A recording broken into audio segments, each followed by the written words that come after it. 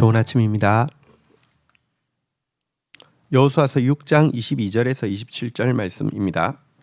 22절 여호수아가 그 땅을 정탐한 두 사람에게 이르되 그 기생의 집에 들어가서 너희가 그 여인에게 맹세한 대로 그와 그에게 속한 모든 것을 이끌어 내라 하매 23절 정탐한 젊은 이들이 들어가서 라합과 그의 부모와 그의 형제와 그에게 속한 모든 것을 이끌어내고 또 그의 친족도 다 이끌어내어 그들을 이스라엘 진영 밖에 두고 24절 무리가 그 성과 그 가운데 있는 모든 것을 불로 사르고 은금동철 기구는 여호와의 집 곳간에 두었더라. 자, 이제 여리고 성이 무너졌습니다. 그리고 이제 여호수아의 명령대로 라합의 가정을 속한 자를 다 살리고 또 거기에 있는 모든 것을 온전히 바치고 있는 내용의 기록입니다. 여러분, 고고학적인 자료에 의하면 여리고 성의 동서쪽의 벽 일부가 무너지지 않았다고 하는데요. 이것은 바로 라합이 이제 구원의 징표로 붉은 이렇게 천을 이렇게 드리웠던 그 성 벽에 있는 그 집 라합의 집을 보호하기 위한 하나님의 섭리임을 알 수 있습니다. 라합의 집은 처음에는 이방인이기 때문에 부정한 자로 간주되어서 진 밖에 머무르게 했지만 이제 곧 이스라엘 공동체 안에 받아들여지게 되었고요. 이게 이방인이고 또 창기였던 라합은 훗날 예수 그리스도의 족보에까지 오르게 되었습니다. 또 전설에 따르면 라합의 남편이 된 살몬은 여리고성에 정탐했던 두 정탐꾼 중에 한 명이라고 또 이야기를 하고 있습니다. 라합은 사실 많은 진리의 지식을 가진 것 아닙니다. 그곳에서 들었던 몇 가지 진리의 지식을 가졌을 뿐입니다. 하지만 그는 그가 가진 진리의 지식에 대해서 온전한 순종의 행동을 통해서 구원을 받게 되었습니다. 야고보서는 이렇게 이야기합니다. 또 이와 같이 기생 라합이 사자들을 접대하여 다른 길로 나아가게 할 때 행함으로 의롭다 하심을 받은 것이 아니냐. 그는 적은 진리를 가졌지만 그 진리를 몸으로 행함으로 말미암아 구원을 받았습니다. 영혼 없는 몸이 죽은 것 같이 행함 없는 믿음은 죽은 것에 지나지 않습니다. 자, 25절입니다. 여호수아가 기생 라합과 그의 아버지의 가족과 그의 속한 모든 것을 살렸으므로 그가 오늘까지 이스라엘 중에 거주하였으니 이는 여호수아가 여리고를 정탐하려 보낸 사자들을 숨겼음이라. 26절 여호수아가 그때 맹세하게 하여 이르되 누구든지 일어나서 이 여리고 성을 건축하는 자는 여호와 앞에서 저주를 받을 것이라. 그 기초를 쌓을 때 그의 맏아들을 잃을 것이요 그 문을 세울 때 그의 막내 아들을 잃으리라 하였더라. 27절 여호와께서 여호수아와 함께 하시니 여호수아의 소문이 그 온 땅에 퍼지니라. 자, 여호수아는 이제 라합의 가정을 다 살려주고 나서 이 무너진 여리고 성에 대해서 한 가지 미래에도 이어질 중요한 명령을 하고 있습니다. 그것은 이 여리고 성을 성문 없는 그 성으로 그러니까 성문 없는 성읍으로 그냥 그대로 두라는 것입니다. 다시는 그곳에 다시 성을 쌓지 말라는 명령입니다. 성을 쌓는 것은 사실 위치가 굉장히 중요하죠. 여리고 같은 경우는 왜 큰 성이 될 수 있었냐고 하면 천의 위치를 가지고 있죠. 앞에는 요단강이 흐르고 있고 뒤쪽에는 또 이렇게 그 험한 또 산이 이렇게 막아서 있고 천혜의 요새의 역할을 하는 것이죠.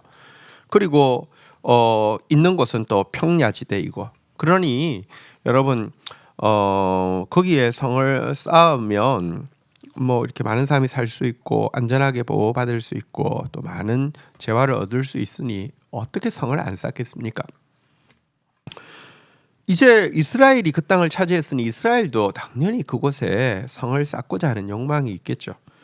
그런데 여호수아는요, 성의 기초를 누구든지 쌓으면 맏아들을 잃게 될 것이고 성을 완성하여 성문을 달면 막내 아들을 잃게 될 것이다라고 심판을 하고 있습니다. 이것은 어떤 의미가 있을까요?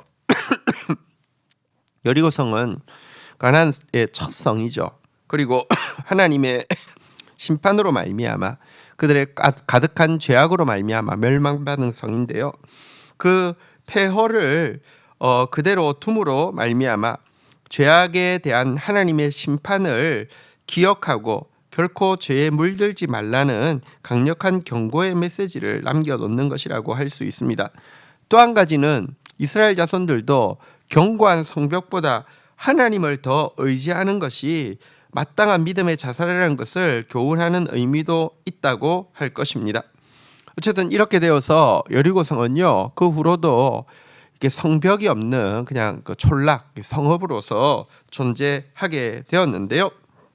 한편 그 히엘이라는 사람이 악한 왕 아합의 명령에 의해서 여리고를 요새로 재건하는 일이 후세에 이루어지게 됩니다. 믿음이 없는 악한 왕 아합 입장에서는 그 땅을 그냥 놀리고 있는 것이 그 이해가 안 되겠죠. 하지만 이 명령대로 성을 건축하던 히엘은요, 정말 그의 그 두 아들이 이 예언대로 이렇게 건축하는 과정에서 이렇게 죽게 되는 그런 비극을 경험하게 되었습니다. 그 시대의 베델 사람 히엘이 여리고를 건축하였는데 그가 그 틀을 쌓을 때 맏아들 아비람을 잃었고 그 성문을 세울 때 막내 아들 수굽을 잃었으니 여호와께서 눈의 아들 여호수아를 통하여 하신 말씀과 같이 되었더라, 이렇게 이야기하고 있습니다. 그러나 또 반대로 생각하면 이 여리고가 성문 없는 그 촌락으로 성읍으로 존재하고 있을 때에 죄악의 어떤 심판의 상징이었던 이곳이요, 성경을 보면 엘리야와 엘리사의 선지 학교가 있고 활동의 중심 무대가 되었으며 예수님께서 소경을 고쳐주시고 삭개오에게 구원의 은총을 베푸시는 동네가 되었음도 보게 됩니다. 이 말은 높은 성읍, 다시 말하면 교만한 자는 하나님이 대적하시지만 성문 없는 촌락, 겸손한 자는 하나님이 은혜를 베풀어 주신다는 것에 대한 또 중요한 증거가 되는 구절이기도 합니다. 주신 말씀 붙잡고 기도하며 나가도록 하겠습니다. 하나님, 감사합니다. 주님, 라합은 많은 진리를 가지고 있지 않았지만 그가 가진 작은 진리에 정말 순종함으로 말미암아 놀라운 구원, 놀라운 영광을 받았음을 보게 됩니다.